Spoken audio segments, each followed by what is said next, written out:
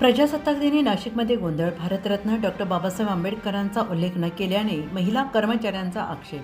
नाशिकमध्ये प्रजासत्ताक दिनाच्या शासकीय कार्यक्रमात भारतरत्न डॉक्टर बाबासाहेब आंबेडकर यांच्या नावाचा भाषणात उल्लेख न झाल्याने गोंधळ निर्माण झाला. कार्यक्रमात मंत्री गिरीश महाजन उपस्थित असताना भाषण सुरू असतानाच वन विभागातील महिला कर्मचारी माधुरी जाधव यांनी आक्षेप नोंदवत तीव्र नाराजी व्यक्त केली. डॉक्टर बाबासाहेब आंबेडकर यांचे नाव का घेतले नाही असा सवाल करत त्यांनी थेट व्यासपीठाजवळ जाऊन आपली भूमिका मांडली. मला निलंबित केलं तरी चालेल असं ठामपणे सांगत त्यांनी माघार घेण्यास नकार दिला.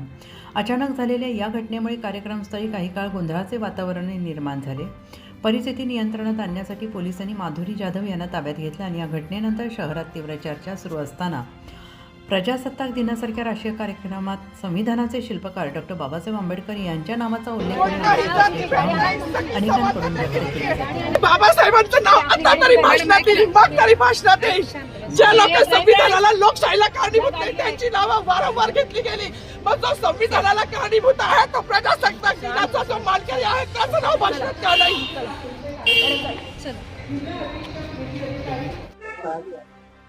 सगळ्यात प्रथम तर सगळ्यांना जय शिवराय, जय ज्योतिबा आणि जय भीम सगळ्यांना आणि जय संविधान. काय बोलावं मला काही समजत नाहीये, पण आज संविधान दिवस आहे हे सगळ्यांना माहिती आहे.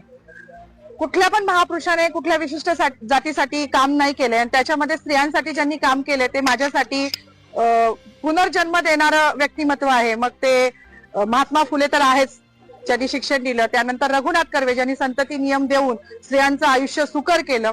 आणि तिसरे म्हणजे जे कायमच ज्यांना पिढ्यानपिढ्या त्यांचं ऋण फिटणार नाही असे डॉक्टर बाबासाहेब आंबेडकर, ज्यांनी हिंदू कोड बिल, म्हणजे आज मला शोकांतिका आहे की मी जेव्हा जय भीमचा नारा लावला तेव्हा मला पोलीस स्टेशनला घेऊन येणारी जी महिला होती तिला पण म्हटलं, बाई आज तुझी वर्दी घालून मला घेऊन चाली ना पोलीस स्टेशनला, हे पण त्या बाबासाहेबांची कृपा आहे बरं तुझ्यावर.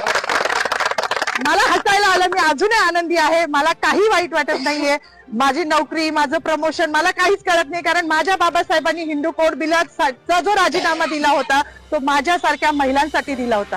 त्यांना माहिती होतं का भविष्यात माधुरी जाधव जन्माला येणार आहे नाशिकमध्ये आणि ती माझ्या अस्तित्वासाठी लढणार आहे? नव्हतं माहिती, पण आमचं अस्तित्व निर्माण व्हावं. आज ज्या बसल्या आहेत ना तिकडे मंत्रिमंडळात डोक्यावर पदर घेऊन निवडणुकीपुरत्या, त्या पण बाबासाहेबांच्या जीवावर बसल्या आहेत. नाही तर विशिष्ट जातीने तेच काम करायचं असं लिहून ठेवलं होतं. चूल आणि मूल याच्या पलीकडे ह्यांच्या संविधानानुसार कुठला वाव स्त्रीला नव्हता. आणि ज्या संविधानाने आज मला ही ताकद दिली आहे त्या बाबाला जेव्हा हे संपवायला जात आहे तेव्हा त्यांची ही लेख तेवढ्याच निडरतेने उभी राहिली आणि ह्याचा मला खूप अभिमान आहे.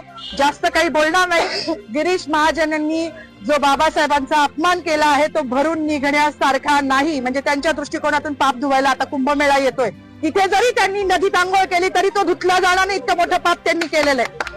त्यांचं पाप जेव्हा संविधानाच्याच मार्गाने त्यांच्यावर ॲट्रॉसिटी दाखल होईल ना तेव्हाच ते धुतलं जाईल. एवढीच माझी मागणी की त्यांच्यावर ॲट्रॉसिटी दाखल करावी, अन्यथा ह्याच ठिकाणी मी उपोषण चालू करणार आहे. केलंच आहे असं समजा, जोपर्यंत त्यांच्यावर ॲट्रॉसिटी दाखल होत नाही. आज सर्वप्रथम गिरीश महाजन पालकमंत्री यांचा आम्ही निषेध करतो का त्यांनी त्यांच्या भाषणादरम्यान 14-15 मिनिटाचं त्यांचं जे भाषण होतं, जिल्हाधिकारी कार्यालय असो, परेड मैदान असो, तिथं त्यांनी डॉक्टर बाबासाहेब आंबेडकर यांचा उल्लेखसुद्धा केला नाही. वास्तविक प्रजासत्ताक दिवस हा आपल्याला संविधानाचा अधिकार बाबासाहेबांनी दिला.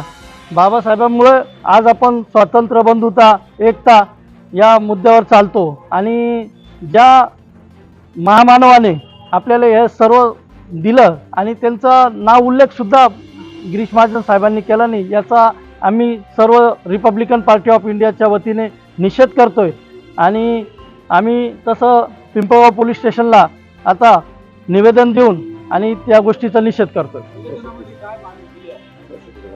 आणि आम्ही निवेदनामध्ये अशी मागणी केली का गिरीश महाजन पालकमंत्री यांच्यावर ॲट्रॉसिटी प्रमाणे गुन्हा दाखल व्हावा. मी आपल्या माध्यमातून सर्व जनतेला विनंती करतो की तिने, त्या महिलेने, त्या अधिकाऱ्यांनी सत्तेची बाजू मांडली आणि आवाज उठवला. पहिले त्या महिलेला आम्ही सलाम करतो आणि जर त्या महिलेवर कुठल्याही प्रकारची कारवाई झाली तर रिपब्लिकन पार्टी ऑफ इंडियाचे सर्व कार्यकर्ते, सर्व पदाधिकारी तिच्या पाठीशी उभे राहतील आणि आम्हाला आंदोलन करण्याची वेळ जरी आली तरी आम्ही ते आंदोलन करू आणि त्या महिलेला न्याय मिळवून देऊ.